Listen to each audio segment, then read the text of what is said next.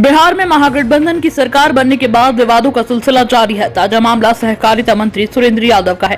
सुरेंद्र कुमार यादव का एक वीडियो सामने आया है। उनके पास बैठे एक स्थानीय नेता ने उनके कान में कुछ कहा। इस सलाह देने से मंत्री जी नाराज हो गए। अपने साथी पर भड़कते हुए मंत्री जी ने कहा, आप चुप रहिए तो अच्छा होगा, कैमरे में आ रहा है आपका फोटो, लोग समझेंगे मंत्री अपशब्द कहते हुए कहा।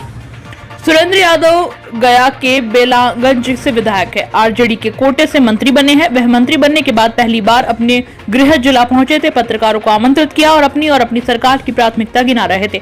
इसके बाद जो मीडिया के सवालों का जवाब देने की तैयारी में ही थे कि उनकी बगल की कुर्सी में बैठे एक स्थानीय नेता ने मंत्री जी के कान में कुछ कहा। भरे प्रेस कॉन्फ्रेंस में पत्रकारों के बीच सलाह देने से मंत्री जी नाराज हो गए और अपशब्द बोलने लगे।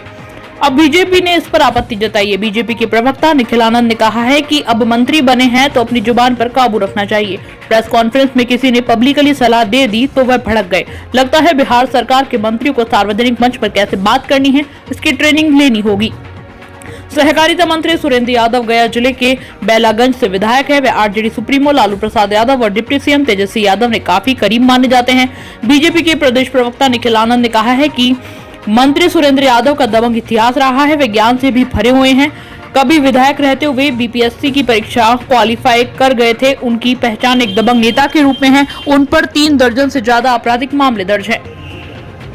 वहीं मंत्रियों के शपथ ग्रहण के अगले ही दिन अपहरण केस में आरोपी कार्तिक सिंह को कानून मंत्री बनाए जाने को लेकर विवाद शुरू हो गया। हालांकि बाद में उन्होंने इस पर सफाई दी, लेकिन तब तक मामला इतना बढ़ गया था कि तेजस्वी को खुद सामने आकर सफाई देनी पड़ी।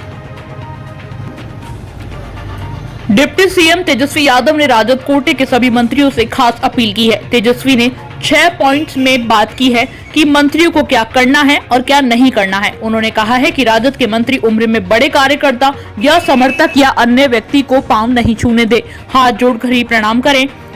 साथ ही अपनी पार्टी के मंत्रियों से कहा है कि वे नई गाड़ी नहीं खरीदेंगे। स्वागत में गुलदस्ते की जगह कॉपी कलम के लेने देने को प्रोत्साहित करें।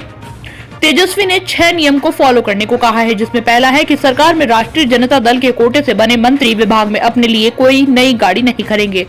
दूसरा है कि राष्ट्रीय जनता दल के मंत्री उम्र में उनसे बड़े कार्यकर्ता, समर्थक या किसी भी अन्य व्यक्ति को पांव नहीं छूने देंगे। शिष्टाचार और अभिवादन के लिए हाथ जोड़कर प्रणाम, नमस्ते या आदाब की परंपरा को भी बढ़ावा दिया जाए। तीसरा, सभी मंत्रियों से अपील की है कि उनका सभी के साथ सौम्य और शालीन व्यवहार हो, साथ ही बातचीत सकारात्मक रहे, सादगी से पेश आते हुए सभी जाति धर्म के गरीब और जरूरतमंद लोगों की प्राथमिकता के आधार पर मदद करेंगे। चौथी अपील तेजस्वी यादव ने की है कि किसी से भेंट स्वरूप बुके या गुलदस्ता लेने की बजाय किताब कलम के लेन देन को बढ़ावा दिया जाए। सभी विभागीय कार्यों में मुख्यमंत्री के नेतृत्व में ईमानदारी, पारदर्शिता, तत्परता और क्विक एक्शन की कार्यशैली को बढ़ावा देंगे। वहीं सभी मंत्री मुख्यमंत्री बिहार सरकार की अपनी अधीनस्थ विभागों, कार्य योजनाओं और विकास कार्यों का सोशल मीडिया पर लगातार प्रचार प्रसार करेंगे, ताकि जनता को आपकी हर एक काम की जानकारी मिल सके और कोई गलत मैसेज ना जाए।